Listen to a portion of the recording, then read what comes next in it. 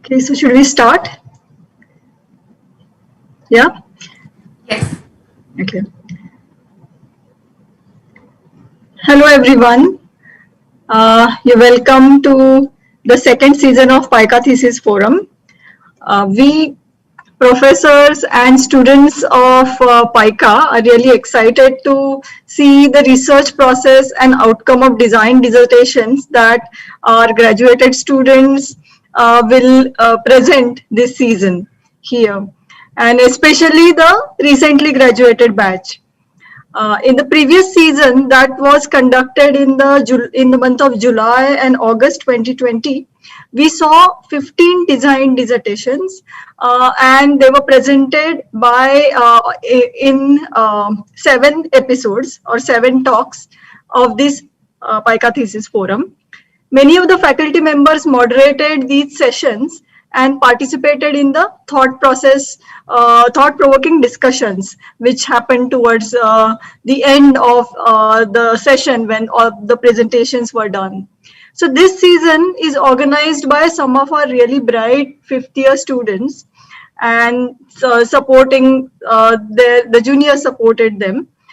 So they are keen, really the fifth-year students are keen to see their seniors work, and thus now the organizing team of this season, here the core members have been Dolly Gada, Sakshi Doshi, Purva Rane, and Rajas Patwardhan. Supporting members are Rao, Swaraj Patil, and Kiran Patel. Moderators for today's session are Pooja Chavan and Aprajita Chatterjee from fifth year. Now we all are looking forward to having many interesting discussions this season also.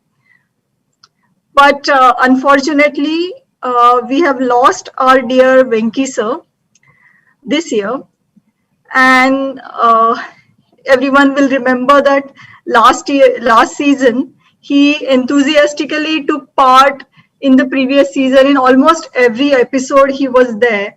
He used to always have his camera on, and we could see him smiling, and a lot of which was showing a lot of appreciation and pride he felt for his students. Now, having worked with Venki sir very closely in last 3.5 years, I got a chance to see how much he enjoyed interacting with students. Of course, he was students' favorite professor. Last year, he even got his face painted and walked the ramp in one of the students' competitions. And he was in his mid-60s. I guess interacting with you young students kept him looking very really young. His enthusiasm in engaging with students was absolutely phenomenal. Venki sir, you will be missed. On behalf of the PiCA faculty and all different batches of X-PiCAns that he has taught, and also the current students, I pray for his eternal peace. We dedicate this episode to Venki sir's fond memories. I would like to now hand it over to Pooja and Aprajita to take this episode forward and conduct this session. And we faculty members will definitely join in the Q&A, and we will keep the discussion going. Thank you very much, ma'am. So I would like to first invite the first presenter, that is Mohammed Imran Dastagir. He's from the batch of 2015. He graduated in the month of October 2020. He's currently preparing for the masters. He bagged the first prize in the Best Architectural Representation competition for the plan category, and was also People Choice winner for the selection section category of the same. He also won the first prize in the RK Source Your Drawing Challenge competition, and his thesis was featured in the Unbuilt exhibition at the Udaipur Architecture Festival in 2020. I would now like Mohammed Imran to kindly present his screen and start with his presentation. Thank you. Thank you, Pooja, for the lovely introduction. Am I audible? Yes. Good evening, everyone. Hope you all are doing great. Myself, Mohammed Imran Dastagir from the graduating batch of 2020. Firstly, I would like to thank PiCA for having us today as a part of PiCA Thesis Forum 2021. I am honored. So before starting the presentation, I would like to thank all the faculty members and especially my guide Sangamitra ma'am for helping me throughout the thesis and help me achieve what I have to present today. So I'll start the presentation now.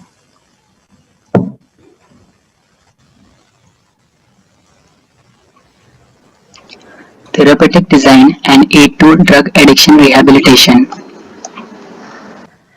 The idea of therapeutic design is grounded on the conviction that the space in which the user lives has the ability to interact with the user and has far-reaching effects on the emotional well-being. As this is true for any user, it is true for a drug addict experiencing mental anguish.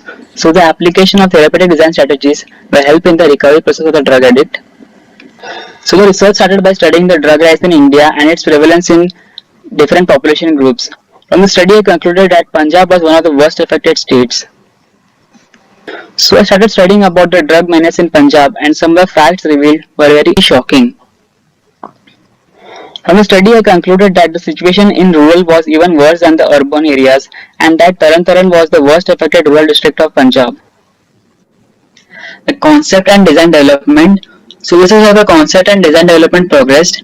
The concept, the program derivation, the strategies, the site analysis and the design response, the zoning and design development, and the final zoning. Concept. The concept is to create an optical healing environment. The optical healing environment framework is described as the physical, social, psychological, and behavioral components of the healthcare support that stimulates the body's innate capacity to heal itself and promote the harmony of mind, body, and spirit. To create an optical healing environment, it is important to understand the relationship between the three P's, that is the people, the place, and the process. The relationship between the people and the place will help in achieving wellness, that is balance and wholeness in mind, body, and spirit. The relationship between the place and the process will help in achieving sustainability, that is environment-friendly architecture. And the relationship between the people and the process will help in achieving efficiency, providing quick, accessible care. The program is derived by understanding the relationship between the three P's, that is the people or the users, the rehabilitation process, and the places or the spaces. Firstly, the people and the users. There are basically three types of users: the drug addicts or the patients, the staff members, and the family members. Firstly, understanding the relationship between the users and the rehabilitation process. From the study, I have concluded that this is the ideal rehabilitation process and the users involved at various stages. First stage is the admission assessment stage where all the three users are involved, so it is more like a public stage. The second stage is a detoxification stage where only two users are involved, so it is more like a semi-private stage. Similarly, counseling and therapy and the rehabilitation stages are also semi-private. The reintegration and the aftercare stages are the stages where only the addicts are involved, so it is more like a private stage. Now understanding the relationship of the users and the rehabilitation process with the spaces, I have tried imaging each stage as a separate space and from the case study what are the spaces that they might include. So the administration block is more like a public space and will involve spaces like the admission area, reception and waiting area, offices, etc. The detox block will be more like a semi-private space and will involve spaces like the doctor's cabin, detox room, the lab and pharmacy. The counseling and therapy will be more like a public space and will involve various counseling and therapy activities. The accommodation block will be more like a private space and involve patient rooms, etc. The sports and recreation block will also be a private space and will involve various sports activities. The workshops will also be private space and will involve various workshop activities. Strategies. So these are the different various therapeutic design strategies that could be used to create an optical healing environment for the addicts: a welcoming entrance, qualitative daylighting and air quality, privacy, open spaces, access to nature views and vistas, spaces for interaction, easy wayfinding, positive distractions, indoor plantations, therapeutic gardens, water feature, outdoor rooms, terraces and balconies, calm and quiet atmosphere, surveillance of staff and doctors, barrier-free design, and family involvement. Site analysis and design response. The site is located at Chak Banwalipur, Taran district of Punjab. The site area is 6.23 acres and has a 7-meter wide approach road. The neighborhood includes a few residential colonies and green paddy fields. I have studied the building typology of the neighborhood context, so the project blends well with the neighborhood.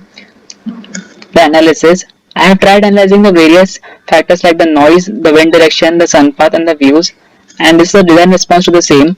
Buffer zones for blocking the noise from highway, open spaces near the edges for maximizing the views, plantations of trees for directing the wind breezes, zoning and design development. So as per the accessibility from the approach road, I have divided the site into public, the most accessible, the semi-public, the moderately accessible, and the private, that is the least accessible. So for the initial zoning, the administration and assessment areas are the outer zone, the detox labs are in the inner zone, and the accommodation, sports and recreation workshops are in the deep zones, and these are in the increasing order of privacy. The built-unbuilt relationship. To understand the interrelationship between the various functions, I studied the relation between the various overlapping functions, and this is what the final outcome looks like, wherein every two functions are connected by a transition function which is seen in the orange color. When translated to the site, we can observe that every built space has a transitional space, built or unbuilt, that binds it with the next space. For example, a therapy garden is a transitional unbuilt space of a detox block that connects it with the counseling and therapy block. By combining the built-unbuilt relationship with the initial zoning and placing the functions on site, considering the privacy levels and transitional buffers, this is what the final zoning looks like, wherein every built space has a transitional buffer space before entering into the next space, and the transitional spaces bind together the various functions on site. For example, the organic farm is a transitional space between the accommodation block and the workshop, and the multipurpose court is the transitional space between the accommodation and the sports block. Functional zoning. So this is how the patient moves about the site and how the healing happens in various zones across the site. Firstly, the administration and plaza. The patient enters the site with fear and anxiety, so a warm and welcoming entrance provides healing just on arrival. Likewise, in the detox block it happens through rest. In the counseling and therapy block, it happens by learning a skill, so skill therapy. In the sports and recreation block, it happens through playing, so physical therapy. In the dining in accommodation block through interaction, and in the workshop through working. Site development. So this is how the site developed. The building blocks came through the final zoning. The circulation happened by establishing the connections between them. The open spaces with a particular activity dedicated to the building block around it, and then the trees and water features as per site analysis and design response, and passive cooling strategies. The site plan is a culmination of all the functions where two functions are connected by a transitional space. For example, the plaza space acts as a transitional space between the administration block, the counseling and therapy block, and the detox block. Likewise, the sensory garden acts as a transitional space between the detox block and all the remaining blocks. Every built space has a relation with the unbuilt space and is a pre-experiential space before entering into the next space. Like the outdoor performance area acts as a spill-out space for the music and dance therapy, the outdoor dining area for the dining area, and the multi-purpose courts for the sports area. The spaces continuously transform its character from open to semi-open to closed as we move along the site. The open spaces along the edges like the playground, the organic farm and the joggers track acts as a merging catalyst, blending the site with its context. So this is the site section AA that cuts along the longer length of the site.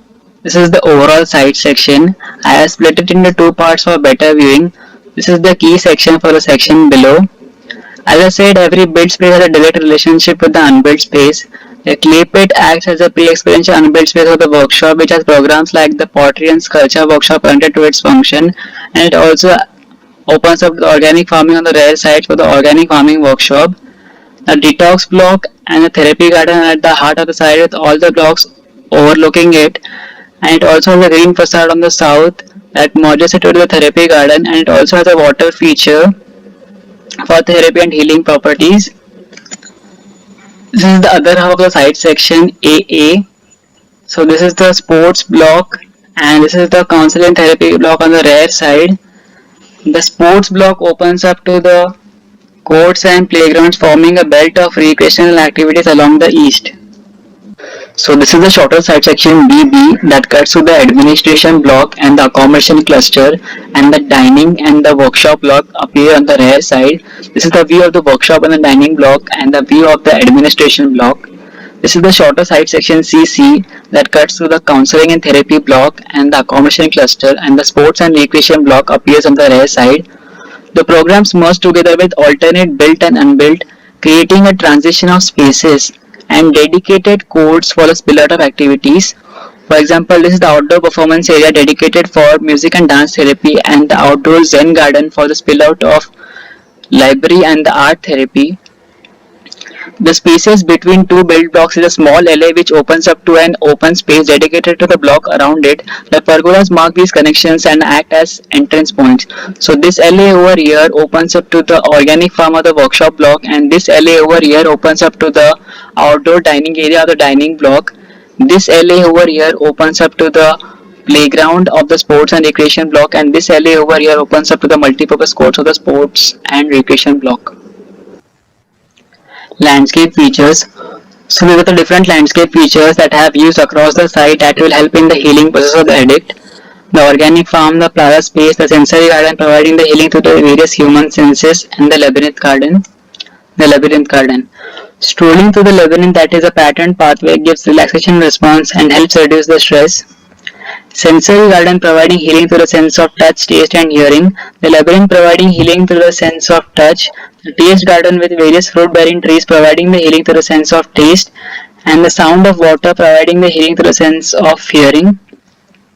Sensory garden providing the healing through the sense of smell, hearing and vision. Perennial flower bearing bushes providing the healing through the sense of smell. Shaded canopies with views providing the healing through the sense of vision, and the water bodies providing the healing through the sense of hearing.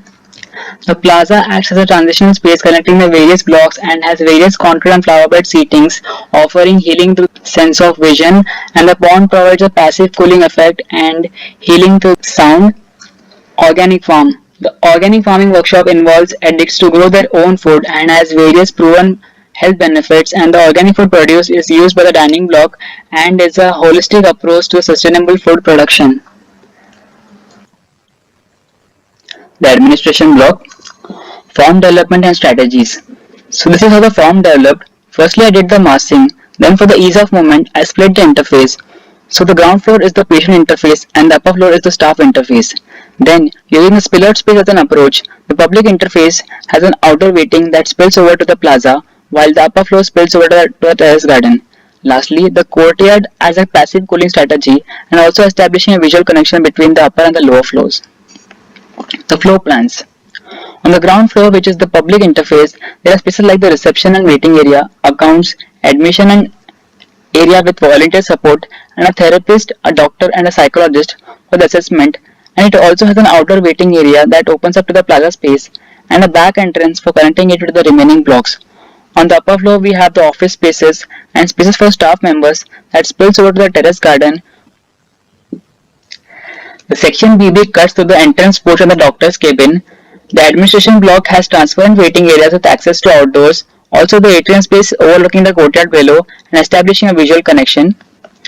The section CC cuts to the office spaces and the accounts area and the central courtyard, the terrace garden overlooking the entire site, the courtyard effect as a passive cooling strategy, and it also has outdoor seating spaces around the courtyard. The north elevation is the front elevation of the administration block with a welcoming entrance to the site, the balcony for staff members and surveillance, and the outdoor waiting areas with courtyard. The rear elevation with the terrace overlooking the entire site and the back entrance for connecting it with the remaining blocks.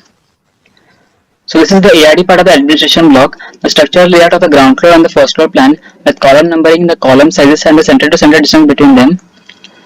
The strip section AA and its details, and below is the key section AA. The detail at A is the parapet and flower bed detail.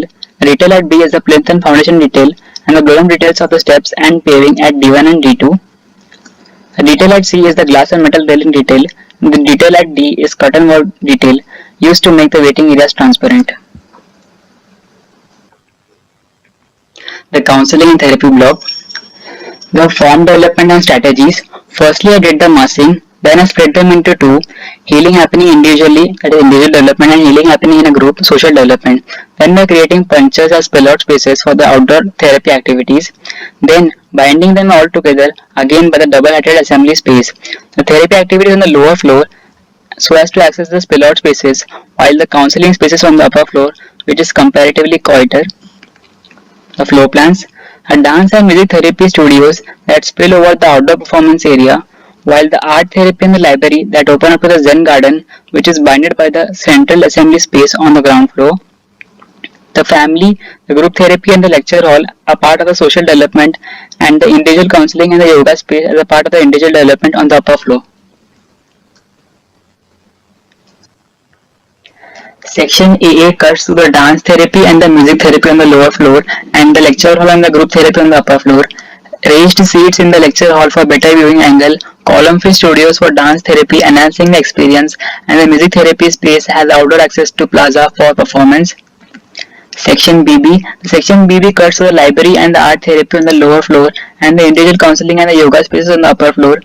Different furniture layouts for varied discussion in individual counseling, balcony for qualitative day lighting, individual counseling rooms offering balcony access for privacy discussions, varied seating layouts for users in the library. Section CC. Section CC cuts across the counseling and therapy, displaying the built and unbuilt programs connected by the spillout spaces, stepped seatings for viewing the outdoor performance, a double-heighted spiritual space with the concrete frames creating a play of light and shade and enlightening the users. The west elevation is the front elevation of the counseling and therapy block, spill-out space for music therapy for practicing in the natural environment, shaded courtyard space as a spill-out space for therapy and leisure activities. The above views display the two spires of the counseling and therapy block around the central spine of spiritual space. South elevation. The balconies to the south have a jali facade for diffuse light and blocking the harsh sun. The library has a semi-open seating for the users on the lower floor. The east elevation. The east elevation is the rear elevation. The assembly hall used for the spiritual space has a back entrance as well for enhancing the circulation. Shaded courtyard with stage as outdoor performance for dance and music therapy. The transition spaces in the structure with lobby overlooking the courtyard below and offering the view. Accommodation block, form development and strategies, orienting the mass in the north-south direction as a response to the climate, then using the spillouts as an approach and creating stilts and terraces, framing the view to the nature as a part of the healing to the addicts, terrace gardens on the upper floor and the balconies on the lower floor for views and vistas. The layout. So this is how the accommodation cluster appears on the site with multiple pockets of open spaces for varied recreation and leisure activities and enhancing the built-unbuilt relationship. The following are the views of the accommodation cluster on site. Floor plans. Twin sharing rooms on the lower floor with balconies for views and vistas, and the courtyard and shared spaces under the stilt for recreation and leisure. Bigger dormitories on the upper floor with common lobby spaces and terrace gardens for recreation. Section DD. The section DD cuts across the rooms on the upper floor. Double height stilts has warm and welcoming entry. Shared spaces between rooms for interaction and recreation. Flower bed seating as a part of the courtyard for adding richness to the courtyard. Section CC. The section CC cuts through the balcony on the lower floor and the terrace garden on the upper floor. Terrace gardens as recreational spaces for viewing and interaction. Balcony spaces on the lower floor framing the view to the nature. Windows with seatings incorporated for enhancing the experience. North elevation. The north elevation is the front elevation, welcoming entrance in the form of raised stilts, a transition from open to semi-open to closed space, courtyards for passive cooling and recreation and leisure. South elevation. The south elevation is the rear elevation, terrace gardens on the upper floor and balconies on the lower floor, framing the view to the view from the terrace garden overlooking a therapy garden and increasing the connection with the context. This is the ARD part of the accommodation block, structural layout of the ground floor and the first floor with column sizes and a center to center distance. The strip section AA with various details. Below is the key section AA that cuts through the balcony and terrace garden. The detail at A is the terrace garden detail and the detail at A1 is the blown out detail of the same. The detail at B is the railing and parapet detail. The detail at C is the plinth and the flower bed detail and the detail at C1 is the railing detail of the same. The detail at D is the roofing and gutter detail and the detail at D1 is the section DD cut across the roof. Workshop block, form development and strategies, visual connection with the outside and also the spaces below, entrance for as a spill out space. Floor plans. On the ground floor we have the organic farming and pottery workshop, on the upper floor we have sculpture workshop. Section AA, terrace for viewing and improved ventilation, rear entry for connecting with the outdoor activities. East elevation, Charlie screens to cut down the direct sunlight, the rear side of the workshop opening up to the organic farm. North elevation, fixed glass panels to capture the north light, the workshop well lit by the natural daylight. Dining block, form development and strategies, extended thresholds built for informal dining, variations of openings for visibility. Floor plans, on the ground floor we have the kitchen and the services area with varied seating options. On the upper floor we have the mezzanine dining. Section BB, stepped seating along the stairs that lead to the mezzanine level, semi-open dining that opens to the outdoor dining. South elevation, concrete fins and jali screens for blocking the harsh sun and diffused light, shaded semi-open dining with a view. East elevation, front glass facade with openings as hot air events, mezzanine seating with a facade treatment. Sports and recreation block, form development and strategies, overlooking circulation spaces with view to the campus, hydrotherapy pool on the south side for microclimate. The floor plans, on the ground floor we have the gym, the locker rooms and the therapy pool. On the upper floor we have the aerobic, zumba, squash and indoor sports. Section AA, skylight and fixed glass for maximizing the daylight, rear side connecting to the playground and courts. South elevation, the view of sports block from the basketball court and the view of the atrium overlooking the pool inside the sports block. West elevation, the view of healing garden from sports block and the multipurpose courts for varied sports activities. Detox block, form development and strategies, large fixed glass panels for viewing the healing garden around, central courtyard for lighting at the central spine. Floor plan, the large detox rooms for patients with nurse stations and doctor's cabin for support. Section BB, fixed glass ribbon windows for bringing in more light and green wall panel on the south side for cutting the harsh sun. South elevation, detox block merging with the therapy garden around and the view from the inside of the detox room.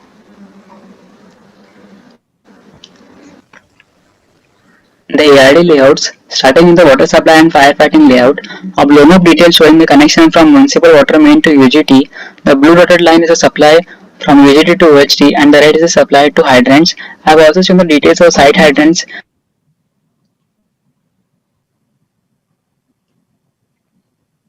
Details of connection from gully tap to IC and the connection from DC to manhole. The red dotted line is a drainage line and the black squares are the inspection chambers. I have also shown the details of side section of inspection chamber, the plan of inspection chamber and the section of inspection chamber. The electrical layout, the blown up from area substation to feeder pillar and from feeder pillar to meter room and street lights. Also shown the schematic detail of electrical pole. Storm water and rainwater harvesting, the calculation of the rainwater harvesting tank, the schematic section from terrace to tank and the schematic section of the filtration tank.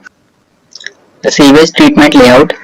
I have shown the blown up details of the black water from ICs and the grey water from kitchen entering the baffle and the treatment water tank respectively, and the calculation of the tank sizes for sewage treatment plant.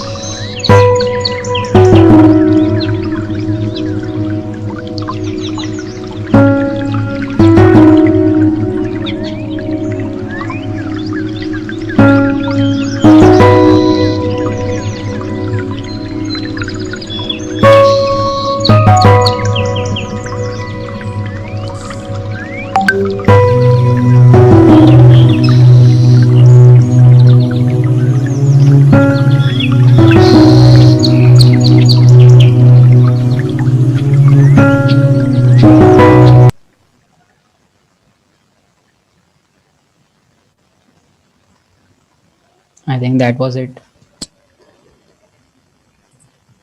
Thank you, Imran, for sharing your wonderful work with us. It was amazing to have you here today. So now the second presenter for the day, that is Deepshikha Apte from the batch 2015 to 2020 PiCA. She also gave a DDGD and graduated in the month of October 2020. And currently, she has been working at the firm Studio Emergence. Her thesis was also selected in top 15 mentions in an international architecture thesis competition, which was curated by Mango Architecture Practice and now and was published on various platforms. So, Deepshika, you can go over now. All the best. Thank you so much, Abby. What a lovely introduction. Thank you so much. Starting with the presentation before, I would like to thank everybody, PiCA, especially Kavita ma'am and everyone, the moderators, Abby, Pooja, Dolly, Rajas. Thank you so much for working throughout this.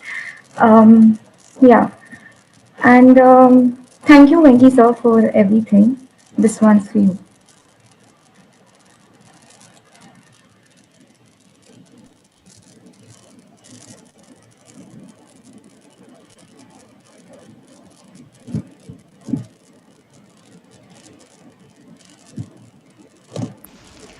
Good evening, everybody. My name is Deepshikha Apte, and I recently graduated from PiCA in the year 2020. I am here to present my undergraduate thesis, Redevelopment of Devrai Arts Village, Panchgani. This presentation includes an entire compilation of my thesis project, which is basically divided into three categories. The first is the research, the second is about the site, and the third is the design intervention, which is the proposed design. Starting with the presentation, we come to our first category, which is the research. Here I've tried to give you all a gist of all the conclusions which showcase the importance and need of this architectural intervention. Starting with the research, firstly we come across the historical perspective of Indian arts and handicrafts through a summarized timeline showing stepwise evolution from the Indus Valley civilization to the medieval period. As a country, we have always been a powerhouse of handicrafts. Regional history, social ambience, religion, culture, natural sources, and demography were largely responsible for the evolution of this diverse ethnic craft traditions in India. Even though the handicraft sector is second largest and is next to agriculture in creating employment and livelihood opportunities in rural India, it is also the largest decentralized and unorganized sector. A decline in exports of handicrafts is observed in the following data after 2006. Hence, the economy of handicrafts in India needs proper implementations. The SWOT analysis issued by Working Group Report on Handicrafts for the 12th Five-Year Plan clearly states the foremost weakness of India's handicraft sector, mentioning the urgent need of developing infrastructure that contributes to the development of the sector as a whole. The pie chart showcases the share of handicraft goods exported to other countries from India during 2012 to 13, where it concludes that less of art metalware exports have been noticed. Due to unorganized activities in this sector, there is a possible likelihood of the tribal artisans of India taking up alternate livelihood options, which may involve migration as well. The graph and pie chart analysis talks about the study given by Planning Commission Government of India concludes that Maharashtra's estimated population of handicraft tribal artisans is at the higher end all over India. At this stage, it is very imperative to understand that the tribal artisans in Maharashtra need to be working as skilled artisans in developed artist villages so as to earn a better livelihood as well as a comfortable working environment. Rethinking the necessity of implementing exposure to artists and craftsmen in Maharashtra. Concluding with the rough map shown from a report of MSSI-DC, the number of tribal handicraft artisans in Maharashtra at the higher end, along with the several underdeveloped art centers, including Devrai Arts Village, Panchgani, indicates a definite need of development of infrastructure in the handicraft sector of the state. Manifesting the necessity of an artist's village. This report, published by the Working Group Report on Handicrafts for the 12th Five-Year Plan, manifests the urgent need of infrastructure in India, comprising of artist villages and crafts villages, which shall directly boost up the Indian economy of handicraft sector and provide a comfortable working environment and livelihood to tribal artisans of India. The practical study of the following live case study evolved my ideologies for this design intervention. Formation of open spaces within enclosures for every cluster is important as seen in Belapur Artists Village, whereas the free-flowing internal design of Karjat Arts Village makes the transition of spaces more highlighted.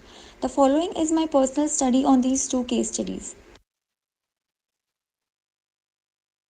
This concept of planning spaces teaches us the evolution of formation of cluster and each module.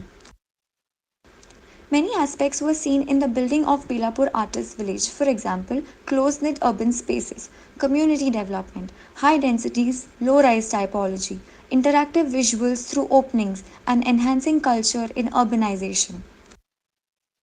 This was the final planning of the modules for Belapur Artists Village. This shows the site surroundings and the connections between the structures within the site.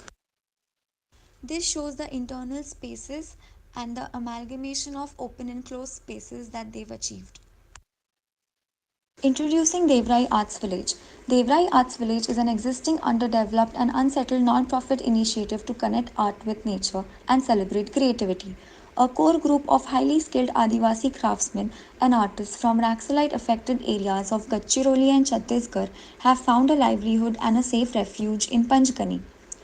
It strives to empower the craftsmen by giving them new design ideas and marketing possibilities. The tribal craft process is immensely encouraged at Devrai, and hence this cultivates their independence culture in the area. Devrai Rock Dhokra is the most important art form practiced by the tribal craftsmen and artists. Although Dhokra is an ancient art form, never has been its fusion with stone ever tried. This marriage of two mediums, of metal and stone, has brought a new aesthetic dimension to this traditional art form that had its beginning in the Indus Valley civilization. This project focuses on developing a best possible design planning for this arts village for the craftsmen of Devrai, motivating them to create and practice unique and exceptional art forms like this project focuses on developing a best possible design planning for this arts village for the craftsmen of Devrai, motivating them to create and practice unique and exceptional art forms like Devrai Rock Dhokra. This will also instigate the recognition of Devrai Rock Dhokra art form within the public realm as well as spread the knowledge and awareness of the art form across India.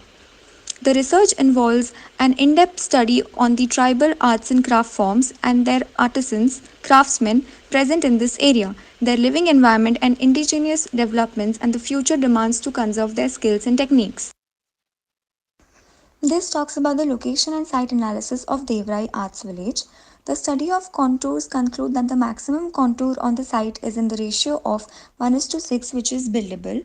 The study of vegetation in and around the site concludes that there is a maximum foliage around the site which can be used as a positive aspect in design.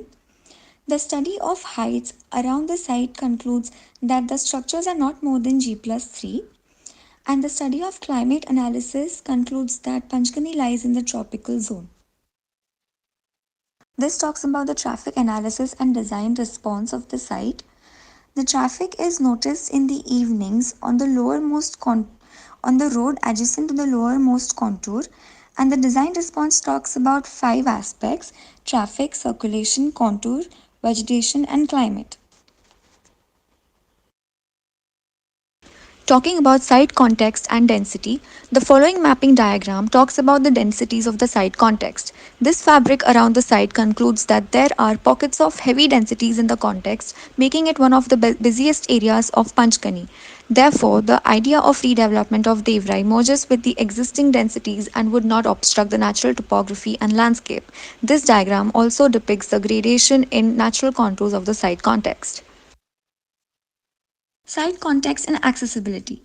The site surrounding consists of various types of spaces such as hospitals, schools, hotels, tourist destinations. The site is located in the middle of a happening area in Panchgani, where different categories of users such as students, tourists, and professors access this location frequently. Hence, the location of the site is perfect for engaging users by building good infrastructure. The Concluding from the user analysis study of Devrai Arts Village, there are four major categories of users, which are students, interns or staff, tourists or visitors, and craftsmen. Site derivations and mapping. The observed site mapping of Devrai showcases the nodes of public congregation around informal settlements. This diagram also depicts the activity mapping around and within the site. The order of spaces has been identified and showcased, which justifies the public congregation around these spaces. The number of users observed here need proper infrastructure and order of design so as to get accommodated together at a time. The highlighted spaces of this internal site mapping showcases the first space you come through after entering the site, the art gallery. Transitioning towards the slope of the site, you'd come towards rest of the informal placements of their spaces, including the workshops. The workshops are divided into three spaces depending upon the functionality and steps of the rock dhokra art formation. The public congregation nodes highlights the majorly observed informal gathering spaces created by the users of the site. My study of design intervention started with a process of design development of the site according to proximities, as it is not one whole structure but a cluster of different kind of spaces, and for them it is important to be binded and connected properly. Step 1. Recognizing the entry and exit points connecting to the site for vehicular circulation and loading unloading. The vehicular circulation cannot run in the extreme left portion as the slope is higher and would not comprehend circulation. Step 2. Proximity of admin block closest to the entrance of the site, whereas proximity of workshops closer to the service entry for easier function of loading or unloading. The development process tries to connect all different spaces as a whole in the best possible way through a study of proximities. Step 3. A straight central axis is discovered from the topmost point of the site till downwards, breaking the two blocks in halves. This was done to achieve a direct visual connect, which also works as a straight transition through spaces from high to low, creating the best sense of downward transition.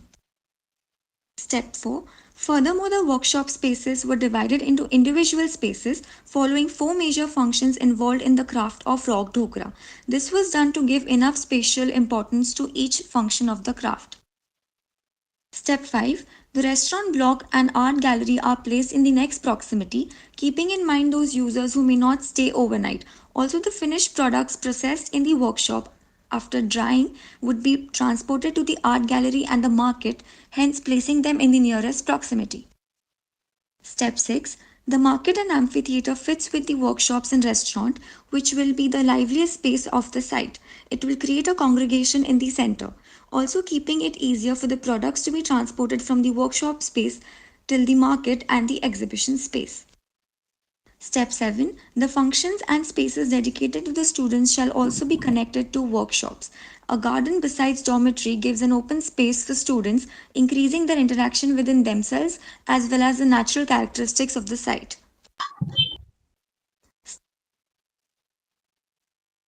Step 9. Keeping in mind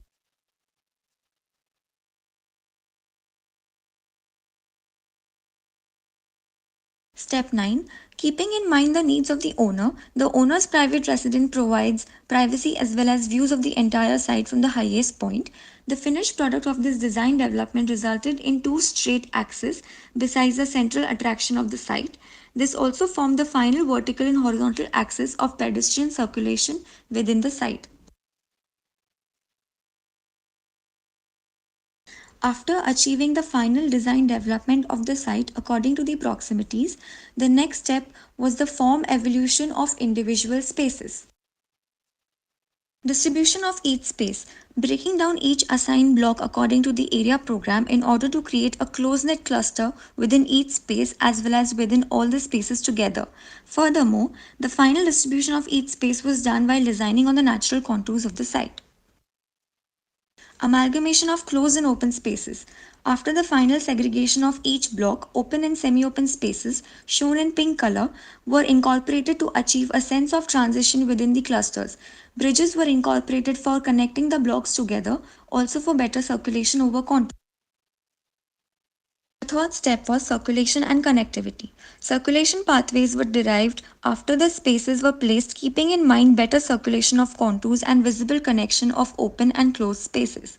The natural contours helped to design bridges and blocks over columns so as to achieve circulation beneath. The fourth step was transition to green spaces. After developing closed, semi-open and open spaces within each space, some of the open spaces were created into green spaces so as to create visibility of greens surrounding each cluster as well as creating more experience while a user transitions through pathways. Lastly, the final form of each space. All the individual spaces were formulated in the same manner.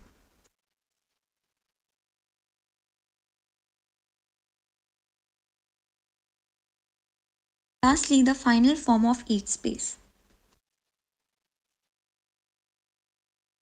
These design concepts were important and were incorporated so as to have a more sustainable approach. First, creating partial visibility as well as privacy for open spaces by providing brick jalis, whereas the green spaces were kept open so as to have a complete visual connect to achieve the feeling of openness in nature. Second, creating transitional spaces in each group of blocks. The experience of transition from open to semi open spaces creates diversity and a stronger impact on users. Third, a great velocity of wind is created along the windward faces, hence, placing the structures of 45-degree to the wind direction will result in a broader wind shadow. Fourth, providing skylights on the roofing of all structures to capture the north light for natural illumination in the interior of these structures. Fifth, positioning skylights in the southward direction according to the angle of winter sun of south so as to capture the non-harsh sun rays, whereas providing solar panels in the angle of the summer sun. Sixth, providing louvers on the facades of all structures to incorporate cross ventilation in the interiors.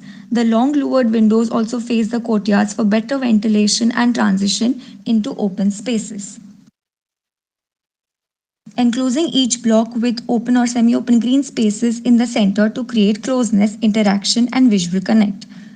Creating terraces through maintaining the natural contours of the site, allowing several views from the block.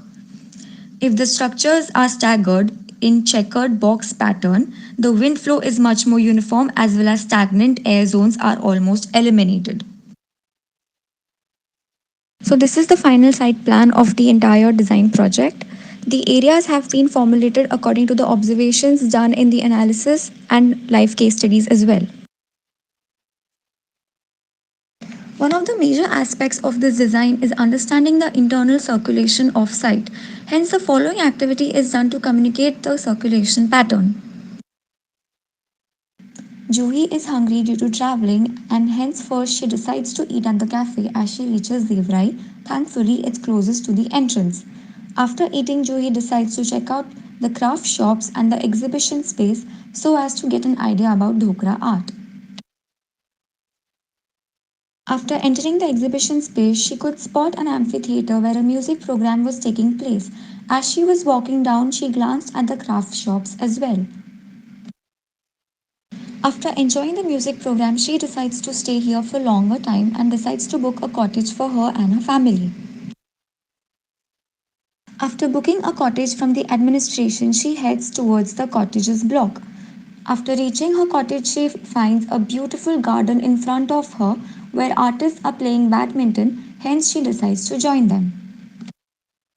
After playing badminton, few of the artists invited her to the artist living quarters for a tea break. After the tea break with Devrai craftsmen, Juhi accompanies them to the workshops. On her way to the workshops, she notices plenty of tourists coming from admin and visiting the workshops. First, Juhi visits the storage and drying area where the final product of rock dhokra is stored for art gallery and the market. Then Juhi tries her hand at modeling in both the dhokra handwork workshops as it is easy to transition due to the bridge. She then goes further down to the third part of the workshop only to see how metal gets casted in different forms. She finally reaches to the place where it all began, the mud molding and the wax.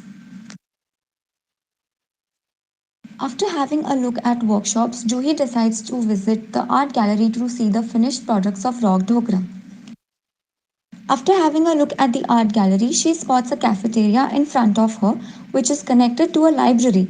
Hence, she runs to eat good food and read. After reading, she decides to learn a workshop as that is what she is here for. After a really active and tiring day, Juhi decides to take a walk along the garden and go back to her cottage to rest.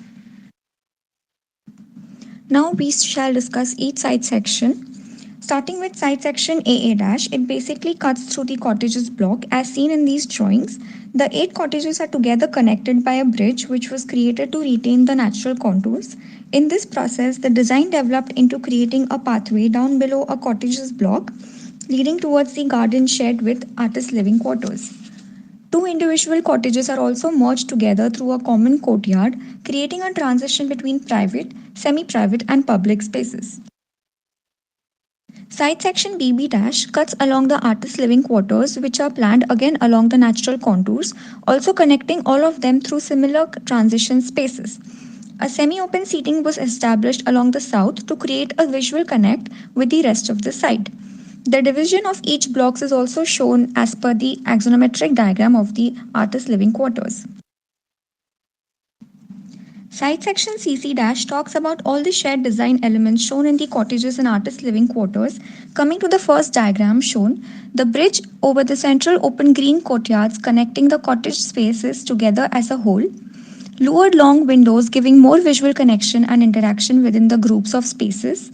To bridge spaces according to the natural contours, the last cottage block has provided an empty void below for crossing over towards the garden. This gives a complete view of the garden as it's the lowest point. The artist living quarters space placed at a higher level, achieving the views of the large open amphitheater as well. One of the blocks of artist living quarters is dedicated to semi-open communal space overlooking the garden and the amphitheater, also the rest of the site. So this section DD dash talks about the main public congregation spaces in the site, the market and exhibition space that leads towards the amphitheater. Views are generated from the exhibition space towards the amphitheater without disturbing the natural contours. Side section EE dash talks about the entire planning through the straight central axis that is established from the highest point to the lowest point of the contours as discussed in the circulation plans as well. The section purposely cuts through the bridge connecting workshops to show the hierarchy of connections created. This shows the section cutting along the canteen and library space which is leading towards the student workshop. Semi-open seating space of the library created on natural contours is also seen in the plans and sections. The same section talks about the entire design flow of the students' workshop through an axonometric diagram that talks about design details on each level. Each classroom block opens to a semi-open passageway that connects to the adjacent classroom as well as a central bridge which is connecting to all of them together. One of the major factors that impacted on the design development were the contours, which allowed me to create connections and transitions in hierarchy. Section GG dash showcases the entire dormitory blocks, how two individual dorms are merged together and then merged with the surrounding site. One of the major requirements in the redevelopment of Devrai was the owner's private residence.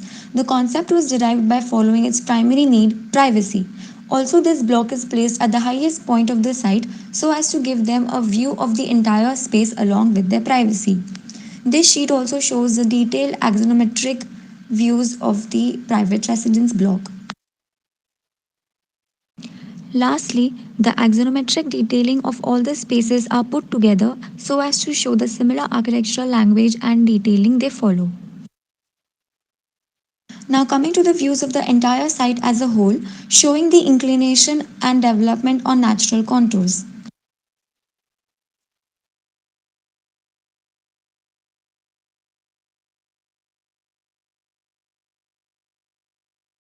Views of the cottage block.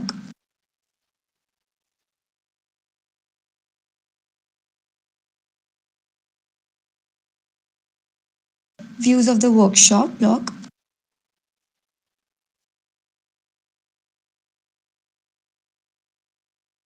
Of the artist living quarters block.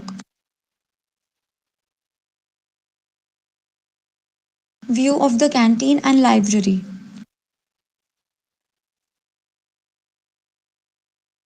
Views of the market and semi-open exhibition space.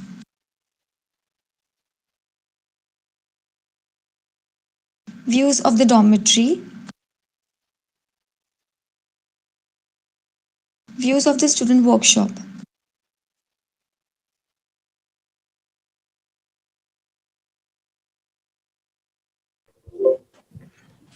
Thank you, Deepshikha. Yeah, yeah, please. Were you saying something? No, I just said that's it. It's done. Okay. Thank you, Deepshikha, for your wonderful presentation. It was great to be part of your thesis journey. Congratulations to both the presenters for their commendable thesis projects, and thank you for sharing it with us. We shall now begin with the Q&A session. So I would now like to request the participants to kindly unmute themselves and ask the questions to our presenters. Thank you so much.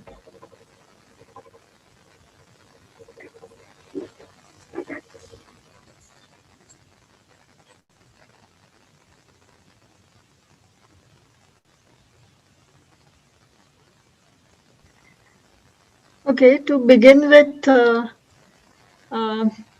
first of all, it was wonderful and lots of work both of you have done, lots of drawings and views. It's really nice to see how far you come from your, when you enter in the college to when you finish. I kind of started interacting with Imran and like in basically your batch since you were in second year. So it's definitely very enjoyable to see your progress in fifth year and what you've achieved here now. So that's definitely significant. Now, one question which typically gets asked here, which I would also ask you, I really like the way you broke down your process into parts and you identified those and presented in that manner. Both of you have done that, and that is something which the current batch who are working on their thesis or those their juniors also, that is something which initially they struggle with, because when they begin, the entire structure is not in their mind that how to do it. Once you've done, while you present, how you present it, something like breaking down and then presenting ideas, that is something which comes up little later, which you've done it very well for sure. So anything you would like to advise your juniors, and also is there anything would you have done it differently in your thesis? One thing I noticed that there's a lot of repetition as well in both of your cases in terms of the way architectural language is used and the openings, say for example, the way they are planned. Is there any thought given to the fenestrations? And yeah, of course, Deepshikha's case, she had to follow the local context, and it is based on that the response. Yeah, go ahead. I think I asked a couple of questions. You can go take this discussion further, and also the others who are here, please engage in discussion. Faisal, Srinivas, I can see you all here. So do take this discussion forward. Yeah. So Shika, you want to go first or should I go first? Anything is fine. You can go first. Yeah, see, basically, the process is as important as the final product. So whatever we do, like so basically जो tracings में किया था, जो भी rough work था, तो you need to preserve that, because that is not, because हम लोग बोलते हैं वो rough है, it was considered to be rough at the start, but that is what will leads to the final product. उसी से final product आया है. So that everything is very important. Like even a small ARD detail or maybe the EVS, the presentations we make, like करने के लिए करते हैं, but it actually makes sense when you incorporate it in your design. So everything as a response to the climate, or everything you start with, like even a small concept, like how if you decide to show it through some graphics, It will help to show your design process. Shika, you want to add something?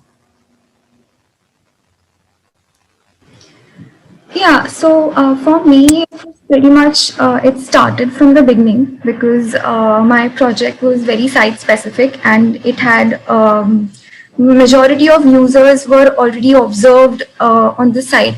So it all started by going to the live case studies, doing the live case studies, understanding the entire language that they have tried to incorporate in the live case studies. That was, I think, very important. Also, the site study, the live site study that you do, you go on the site and you understand and study everything about the site. Especially, you would probably realize more about the site when you interact with the people that are actually the existing users. So that is very important. That will actually give a very clear direction to everybody, because you suddenly realize that this is what they want and this is what they don't want. And surprisingly, they know what they want. So it's that way it was easy. My major challenge was probably the contours. And like I said in the video itself, the contours basically gave me all the ideas that came from. So I was working, when we started working on the design, the semester 10, me and Venki sir and I think Survey sir was my second guide for DD. So we actually broke down the contours into like 1 meter distance and 1 meter, 2 meters, and then like 10 meters. So there was literally, the contours were broken down so much that you actually realize that where you can give the open spaces, where you can give pathways, where you can give circulation. So I think basically entire study of the site is I think the most important part. And yeah, once you so for example, my project was not one whole structure. It was broken down in various structures, and which I wanted to get them as a whole. So there was that repetitive kind in the architectural language. And yeah, and then design development started after I realized all the specifications of the site.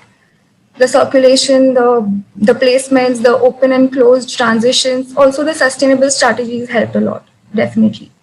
So I would say that is how I got the steps together. Hi Deepshikha. Hello Imran. Nice to see both of you.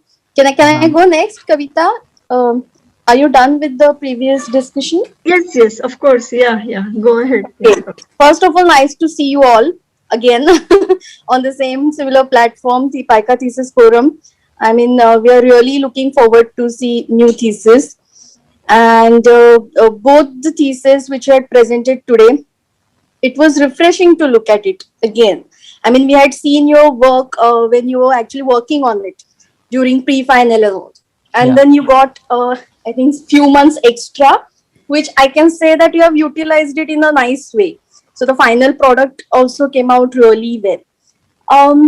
One thing I wanted to ask since long, actually, in the previous forum also I wanted to ask, because when we gave thesis, that in 2010, 2009, the pattern was completely different. We were working in a continuous process. But since last few years, the university has changed the pattern, and now you have DD1 and DD2. So in DD1, you majorly work on the research part, and then in DD2, you work on the proposal. So did you feel that there were some difficulties during the transition from DD1 to DD2, or it was a smooth process, or maybe how you have tackled that? Maybe you can say a few things about that.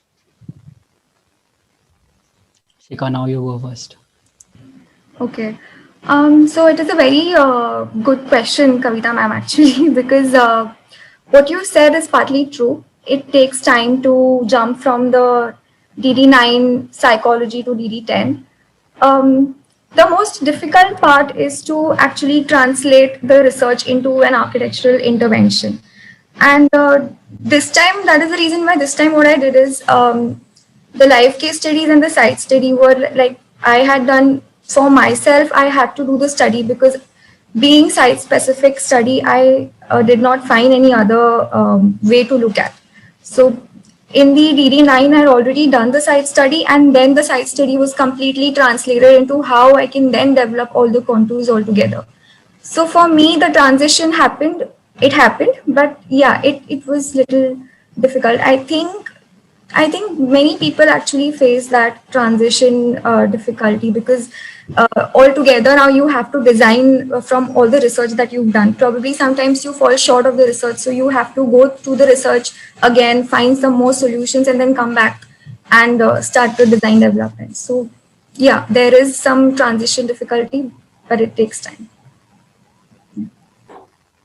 I think I will agree with Shika. I think there was some transition, but although in my particular case, Sangamitra ma'am was very firm right from the start. Like, since your project is a user specific project, you have to understand the process, like what the patient goes through and what are the different stages. So I had to dig out everything, like how the patient goes about what is the stages of detox and how the process happens. So basically I have to understand the process. So if I understand the process, then only I can respond, like it would be a more sensitive approach to the design response.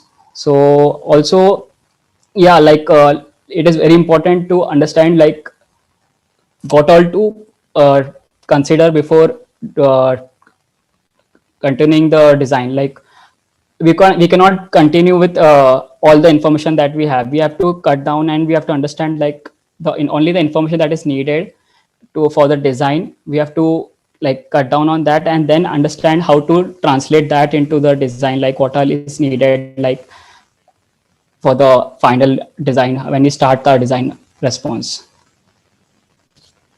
I would like to add also, I think whatever design responses that you get from the analysis, and then whatever design response that you understand from your case studies that you've done also helps a lot into converting them and thinking of a concept for best suited for your thesis or any design project.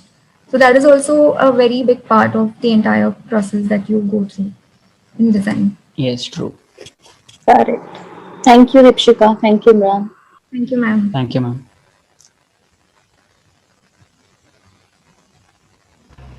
Hi, Deepshikha and Imran. Hello. And really congratulations to both of you for the very good thesis. Continuing with the discussion of process-oriented approach towards design. Recently, this is again my observation. I do not know whether, since architecture field being subjective, we do not know what is right and wrong and what is white and black. That's true. So Yeah. the recent observation is many a times we get stuck or we start as a subconscious mind with a function centered approach only. As a first step towards the design development, we will have a single line plan, or we will have a zoning, or we will have a bubble diagram. Did you ever try to think about the form centered approach as the first step towards your design? Did you ever try to think like a Zaha Hadid or Frank Lloyd Wright or Franco Gehry for that matter, that my building can be one single block carrying one very different architectural language, and then I will start thinking about whatever synthesis I have done in the research and how will that get reflected in my design. So because that is also one of the approach towards design, and this is another observation that the students these days are not taking that approach, or rather they are afraid of taking that approach, and many a times we end up coming up with the repetitive elements which Kavita Pradhan ma'am also mentioned as part of architectural language. So do we ever try to respond to this, or do you think that this can also be considered as a design consideration in the initial stage of design?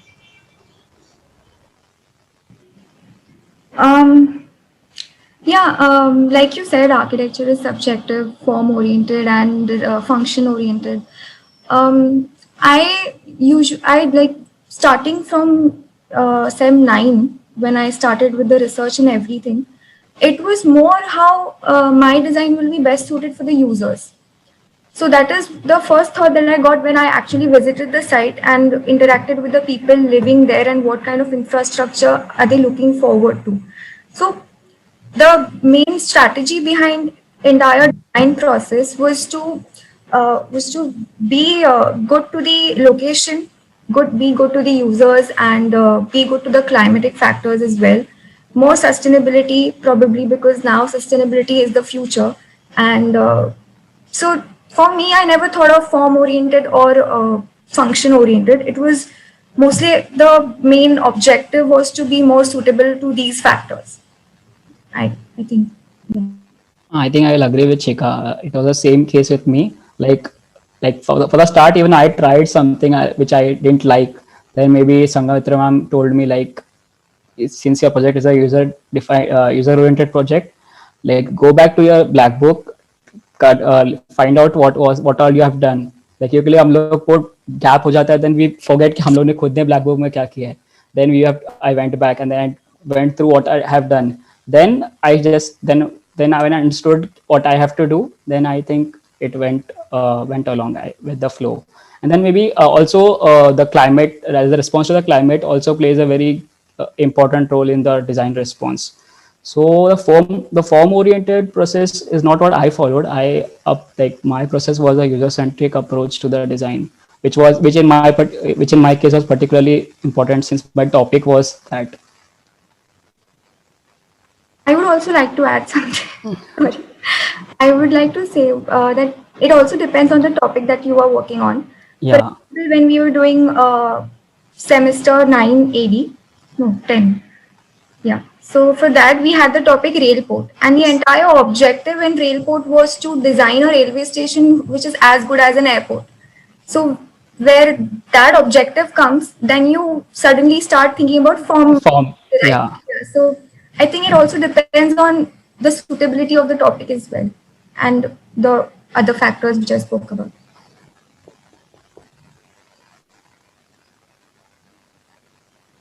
Thank you, Deepshikha, and really good responses, and really best wishes for the future of the university. We would like to see you all motivating other students every time. Thanks again. Thank you, ma'am. Thank you, ma'am. May I? Kavita? Yes, ma'am. Hello, ma'am. Yeah, hi, Imran. Okay. So in continuation to what Tejashree ma'am just asked, regarding various inclinations that students as well as guides and people in general have. So you are also exposed to multitude of inclinations, no? When people look at your work, they comment and they give their opinions or suggestions. How did you tackle these various or diverse inclinations that came to you?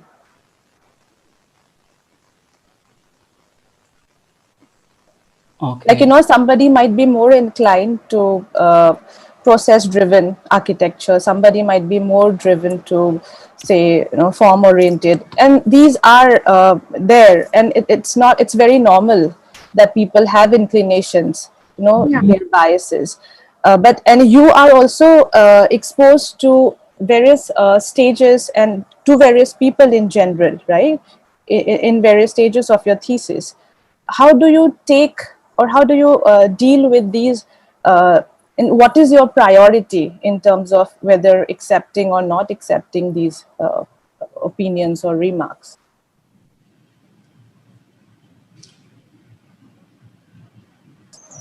Okay, so yeah, I mean, I totally understand, because when I gave jury in October for this thesis, there were two jurors, and one of them was just, I think she was very happy with what I had done.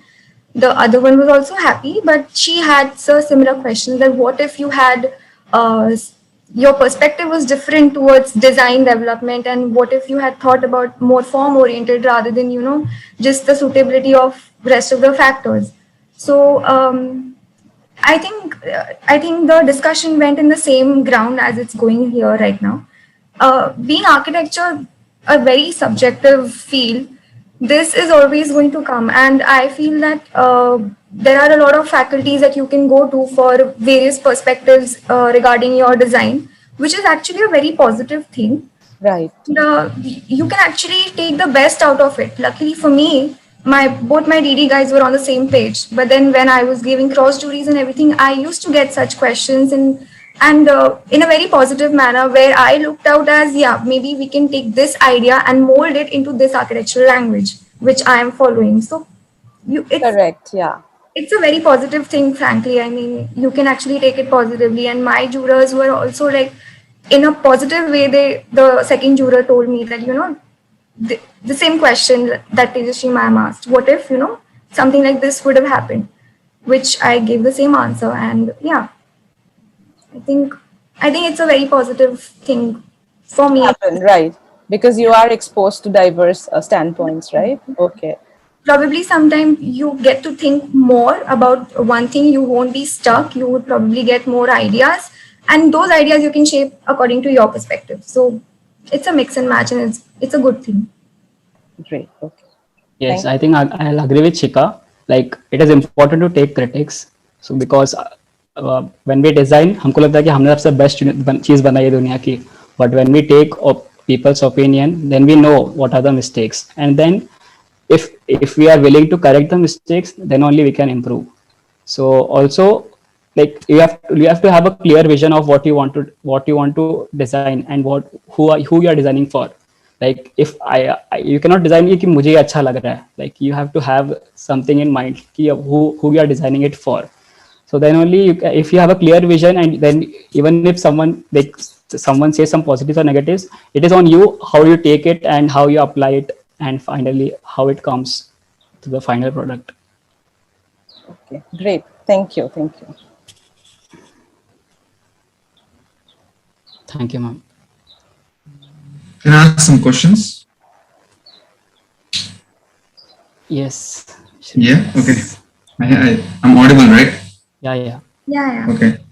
So I just observed both of your projects are quite similar in scale and like in an architecture language, as Tejasvi ma'am said these things, but I was just quite interested about knowing how did you guys come up with the idea. For example, you have your structures quite similar, most of them, and you have a huge site. Okay, so how did you come up with an individual idea of your structures? But why is this facade for this structure? For example, I'm talking about the admin building, I'm talking about your kitchen, whatsoever, the different structures. So I have seen like continuous repetitive facade usage. So why was that in thought? And if it is in context, why did you choose it to complement or else to negate it?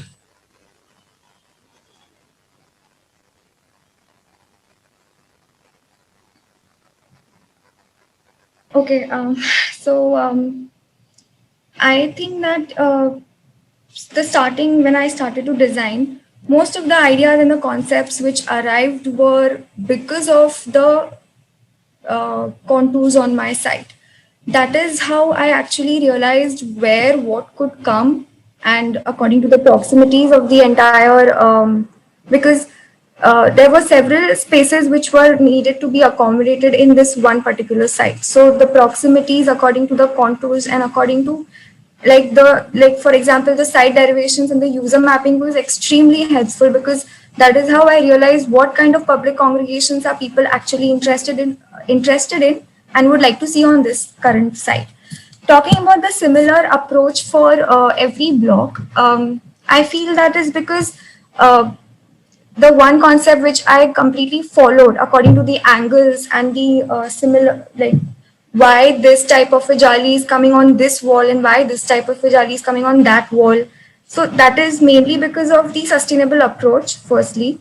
Secondly, the entire perspective of jali was not just wind, like for the positivity of the wind site, but also to have those transitions throughout the structure. Like, for example, it is a complete unified statement that I'm giving, that it's in a unity. For if a user is standing here, he is not going to understand the difference between an artist living quarters and the cottages for visitors, because there is no difference between the craftsman spaces and the visitor spaces. There is no difference in the student spaces and in the craftsman spaces. So that is how I wanted the perspective to be thought of, that this entire thing is one whole, and you can actually communicate with all the users that you find, not just इस user का यहाँ पे ही होगा, and no, that is not the case in my. And this is the only idea that I got when I actually observed this site. It was a very positive thing to see that people from various states, there were like people who were publishing Devrai Arts Village, so they had come. These were small users which I did not mention because there were very less of them, but they can actually be called as volunteers or something, interns. And it was so nice to see how they interacted with the craftsmen and how craftsmen actually got back with them. And that is how I actually looked at that particular design project. And that is how I shaped my perspective.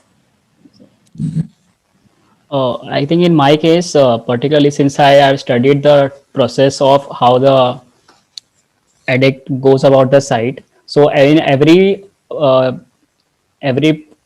unit or every block, as I explained in the presentation, had a different process. Although the buildings might look different, but since they are a part of the same family and it is a larger rehabilitation center as a whole, so the fenestrations and the look of the units are designed in such a way that although they might look similar as a part, it is mostly because of the climate response, but individually the experience in each space is different.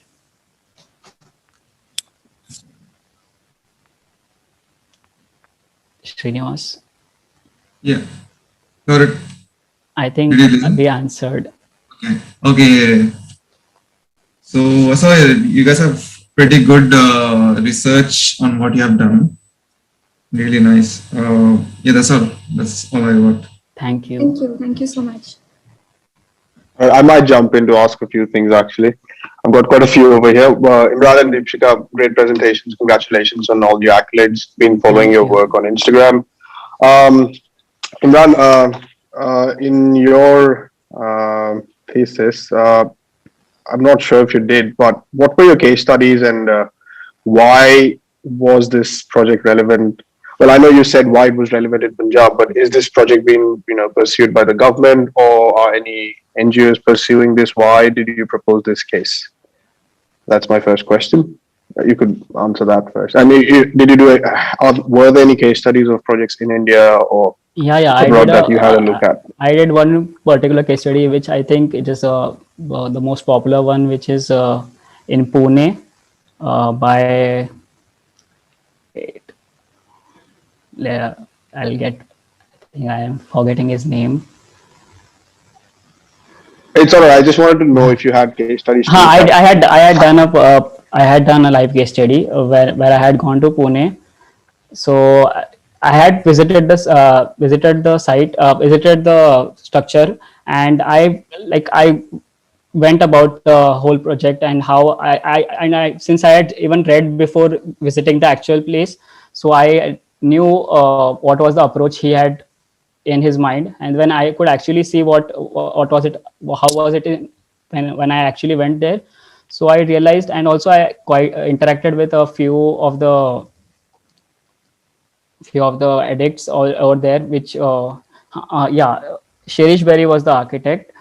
So I had gone there, so I think it helped me, like the live case studies actually helped me understand the psychology and the requirements of the addict, and so that's how I went about the project. Right. And my second question is actually two-part. I'm not the best of designers, but looking at your design and your topic, there were two things that crossed my mind. One was, what did you do about the security on site? Because drug addicts are known miscreants. How would you stop them from running away or creating a ruckus?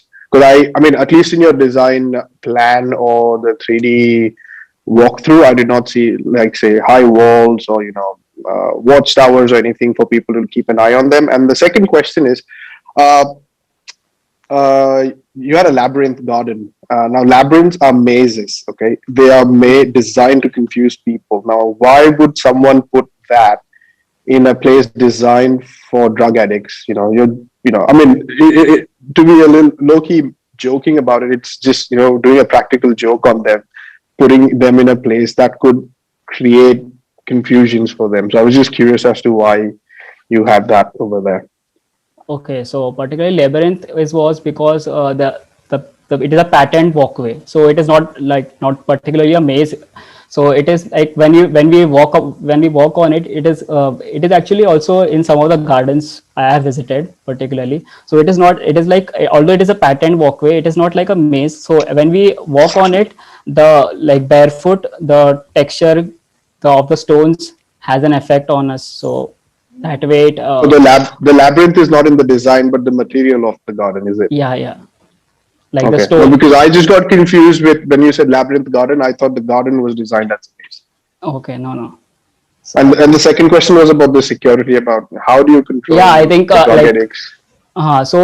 In my case, even when I was selecting the site, so one of the factors was security, obviously. So in my case particularly, there's a police station which is close by. Also, my walls and I not put it in the design, but there are going to be compound walls. But since when I was taking views, it was blocking the design, so I had to pull them down. But they are definitely going to be there. So Yeah, I don't mean to be cynical. I was just curious to see how that would work. Well done. Deepshikha, quickly on to yours. Loved your research, by the way. I loved how you threaded all of it together. I myself enjoy research, so I think that's why I was enjoying your presentation more. But I had a few questions, and I think Srini asked this question to you. Your buildings look the same, okay? So I love how you put the story of the girl walking around the site. But I was just thinking, if I'm on the site, if all the buildings look the same, how am I supposed to, distinguish between a metal workshop or a pottery workshop? And the other question was, you showed it as a journey walking around. What if somebody just wanted to go to one of the workshops instead of walking through all of that, array of buildings over there? How would someone approach that? Or was that a deliberate way of making sure that people walk through every place and they saw everything? Basically, what the exercise that I showed was more to communicate the circulation pattern, the circulation pathways, because considering my jury was going to be online, I was pretty sure that I wanted to do something which could directly communicate that this bridge is connected to this pathway is going to there. So along the way, that the exercise that I did was, you can see that from one perspective that these are the circulation pathways. But yeah, if you once enter the site, like if this is designed over there and if you enter the site, then you would actually realize that there are, like if you want to go from A point to B point, there's actually a connection which is going through. Of course, I did not communicate that because I can't show all the spaces, all the pathways. I could just show that, yeah, from here you can go here, from B you can go C, from C, and that is how I could cover the entire project. That is how I can cover, like she has been to all the functions of the site and now she's back. So yeah, every cluster, every group of blocks, everything is connected to one another, and that was one of the major aspects that I thought of.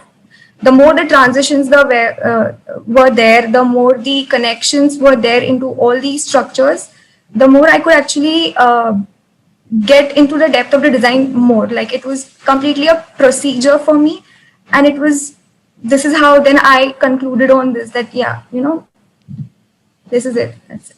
All right, fair enough. And the second question I had was, well, like you mentioned, there's a lot of contours. Contours are fun to work with, but I don't think I saw many ramps on the site. And my following question is, how would, say, service vehicles or, workshop vehicles carrying workshop material reach those workshops? Because I don't remember seeing anywhere where there's vehicular movement made. I only saw steps and retaining walls and contours around. I did not see service roads inside.